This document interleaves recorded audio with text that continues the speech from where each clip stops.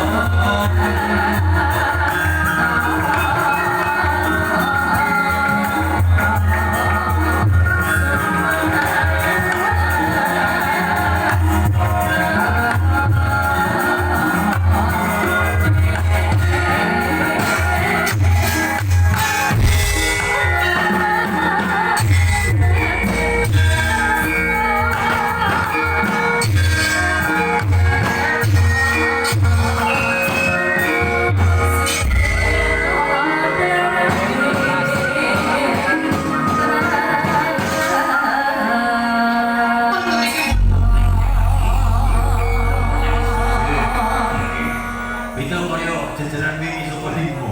Apa meneh prihatin kadri. Nek mung digelar teko karo sarondok wis.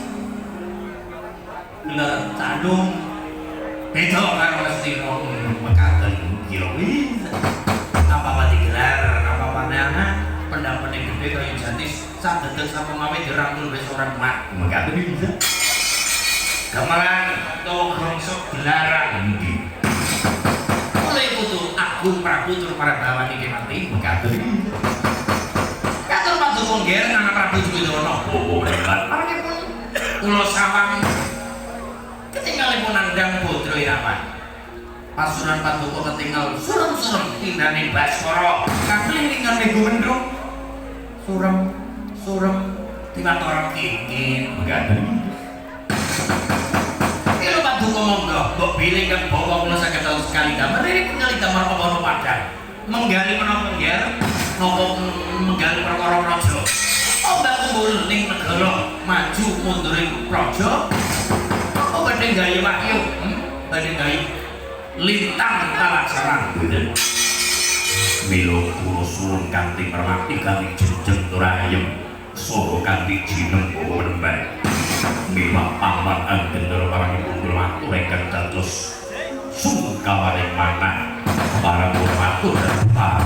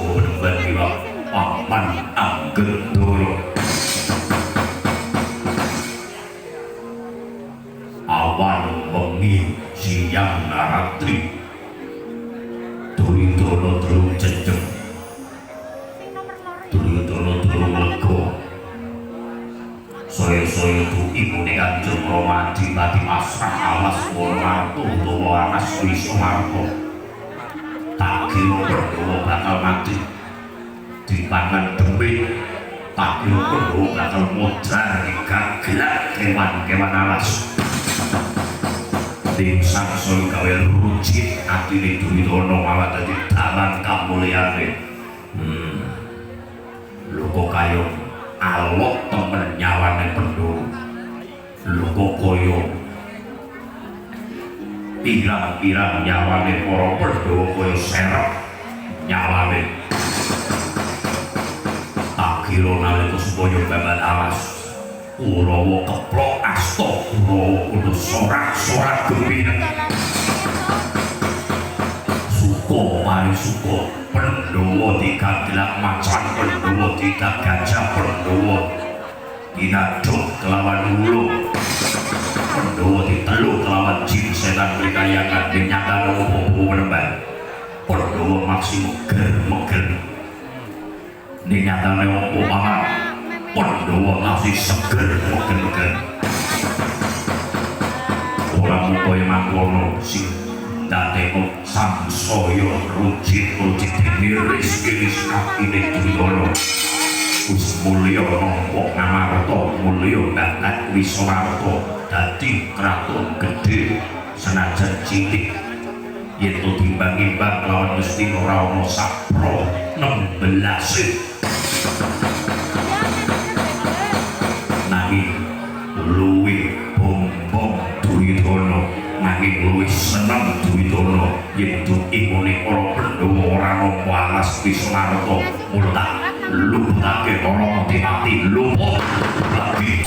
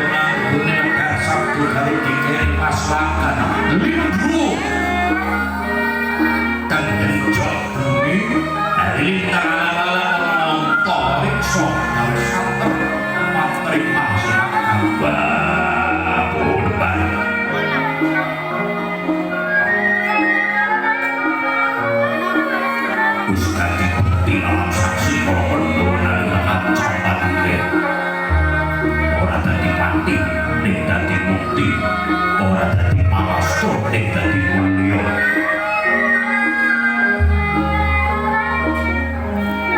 Ora ora bakal selak yen tempo kamenggo